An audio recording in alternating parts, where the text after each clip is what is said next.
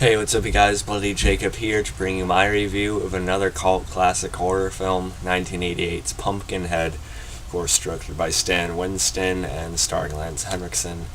Um, I did just do a video on Hellraiser, from 1987. If you guys want to watch that, I will probably be providing a link at the end of this video. Otherwise, it's one of the other newest videos on my channel.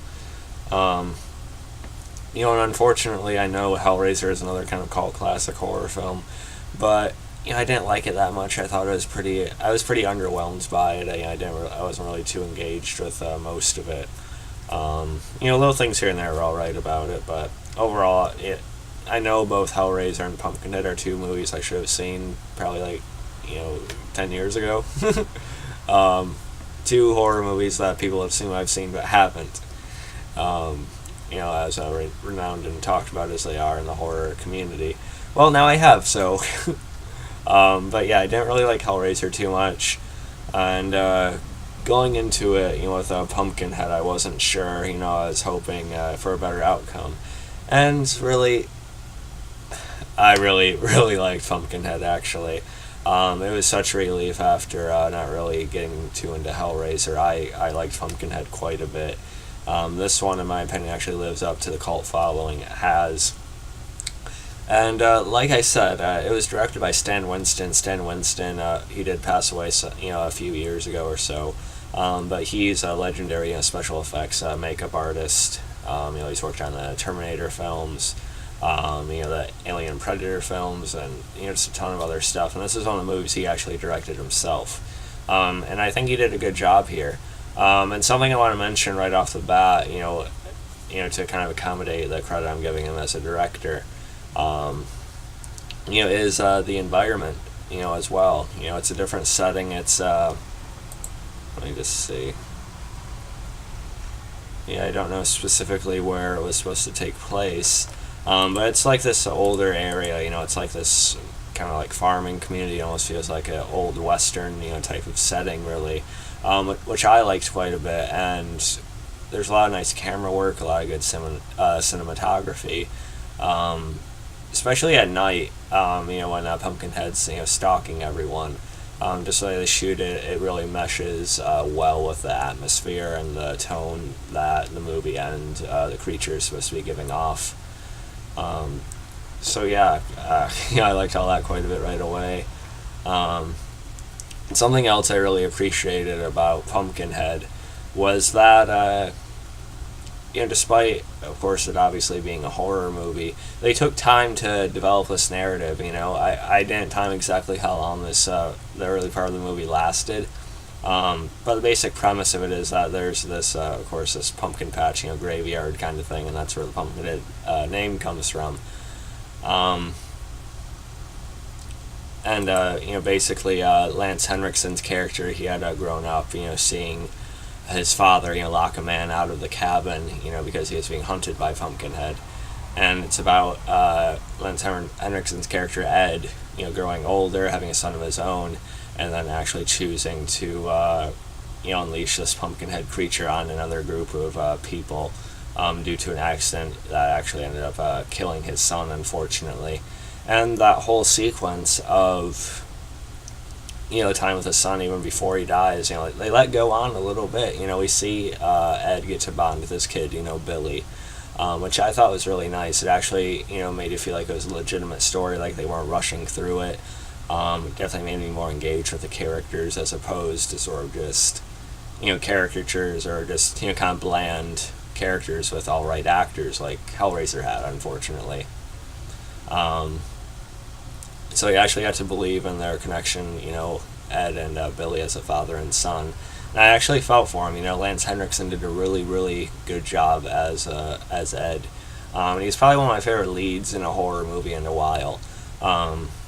It also makes me really want to see more about Lance Henriksen's work because, I've seen him in the Alien films, of course, and now this, but I haven't seen him in much else, honestly. And, however, I did get a chance to see him at the Flashback Horror Convention in Chicago back in August. I sat in on a panel of his. He's a really cool and fun guy to listen to. Really down to earth. and now I'm kicking myself I didn't save up enough money to get his autograph or anything, because I really, really like him as an actor. And he seems to be a pretty, decent person too. Hopefully I run into him at a convention again, so in this case I would definitely pay to meet him. Just wish I had seen Pumpkinhead before August though.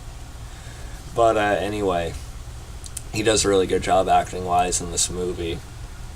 There are some moments that feel a little bit cheesy or sort of over the top, I guess.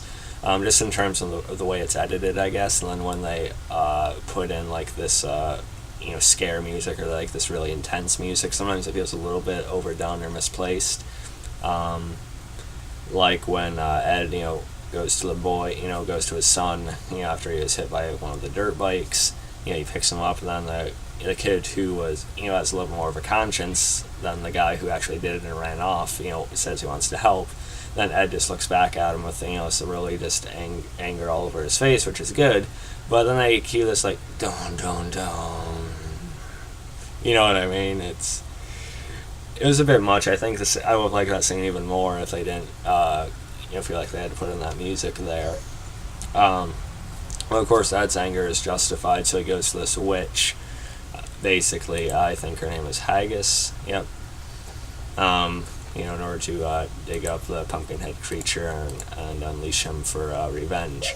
Ed, of course, he ends up really starting to feel guilty about it, because it's not just the one guy that's being chased after. It's now the whole group, and he sort of realizes that he probably shouldn't have gone that far with it, despite his anger being justified. So he ends up trying to help the group of kids, to an extent anyway.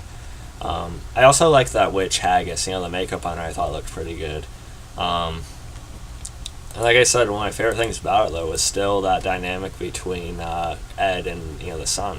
I actually found it to be pretty touching. But so despite the teenagers showing up, right when you see them, okay, they're there for a body count. Essentially, they are. But it doesn't play. For some reason, it doesn't feel like it's quite as generic in the way they go about it as your Friday the 13th movie would or something. It's not just a sequence of kills one after the other. Just the way they shoot them running all over the area and such, during the night, it feels a little bit more unique than that. It takes a little bit more time, I think, despite the runtime only being a little over 80 minutes or something like that. And all the actors who played the younger kids or the teenagers and such, I thought were fine. Even have Joel, the guy who was actually the one that ran over his, Ed's son. He sort of starts to feel like, shit as the movie goes along. And he tries to do some right, towards the end, but he ends up being impaled by a rifle. But the guy who played him was a decent actor, and the rest of them I thought did alright as well. But again, the best is definitely Lance Henriksen. He really carried this movie very well, I think. He's very strong, and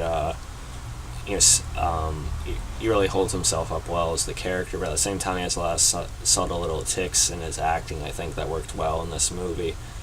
And again, it really just made me want to see more of him.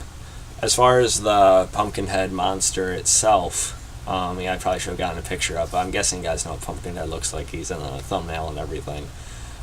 Which is also a picture of the Blu-ray Collector's Edition, which I need to buy fairly soon. But the Pumpkinhead monster, I thought looked pretty good. It does bear some similarities, physically and design to the xenomorphs, from the Alien films. Especially with how skeletal, almost skeletal his body is, and the shape of his head to an extent. But I give it a little bit of a pass for that, because Stan Winston worked on some of the Alien films as well. So, he can, you probably put that in as an homage, really, or something like that. So I'm fine. It's not like Pumpkinhead's all black either. There's this really light orange or sort of tan color. And the face always looked really creepy. I like the initial monstrous face, but as it goes along, we find out that Ed actually has more of a connection to Pumpkinhead than what Haggis had told him initially. Ed is almost essentially becoming the next, Pumpkinhead, really, and as it goes, Pumpkinhead starts showing more traits of Ed, like, eventually Pumpkinhead's face changes a little, it actually does resemble Lance Henriksen a little bit, and that looks really creepy when that happens. And then Ed's eyes, as he's sort of, being more influenced by what's happening himself, his eyes look really, really creepy, actually, and there's certain shots where he looks at the other character, and he's kind of scary looking. So yeah, just the effects and the makeup I thought were all really good. Pumpkinhead looks pretty realistic, for the time. I thought, although a lot of times he does move around like sort of like a raptor or something like that, or he's a little bit slower. But at least they didn't make him like run around on all fours like the xenomorph or something. So I still feel like, despite the similarities, it is still fairly unique when compared to that. And I thought the ending was pretty good too, with Ed, basically shooting himself in the head to try and put down Pumpkinhead. And then the other, sort of taking the gun and shooting Ed at his request, to try and kill the creature, and then haggis Ed to rest, or not to rest, basically back in the pumpkin patch, implying that he's going to become the creature, at some time later. I thought that was pretty good, pretty middle of the ground ending.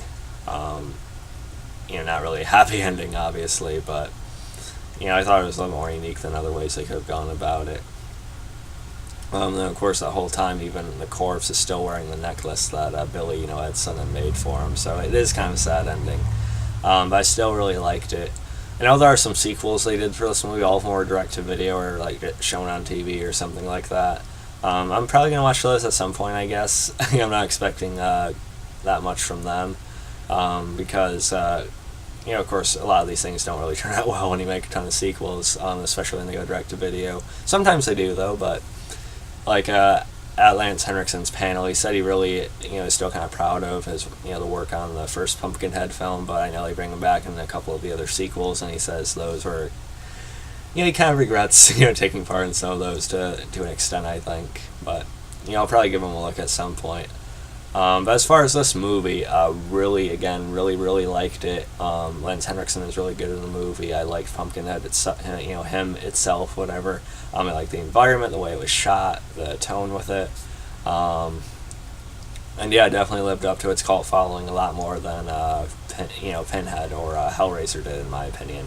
And if I had to rate Pumpkinhead, I'm giving it a B+ right now. I was debating between like a B+, or an A-. I do think if I had seen this movie earlier in my life, it would probably be even higher up for me. But I've seen a lot now, so it might not rank quite as high, I guess. But I do think this is a really good one. It does deserve the cult following it has. And I think if I watched it again, I think it could very well be up there with some of my other favorite horror movies, especially 80s horror films. But yeah, so I really did enjoy this one. Definitely a lot better than Hellraiser. So yeah, let me know, guys, think about Pumpkinhead. Follow me on Facebook, Twitter, like, subscribe. I'll catch you guys next time. Peace.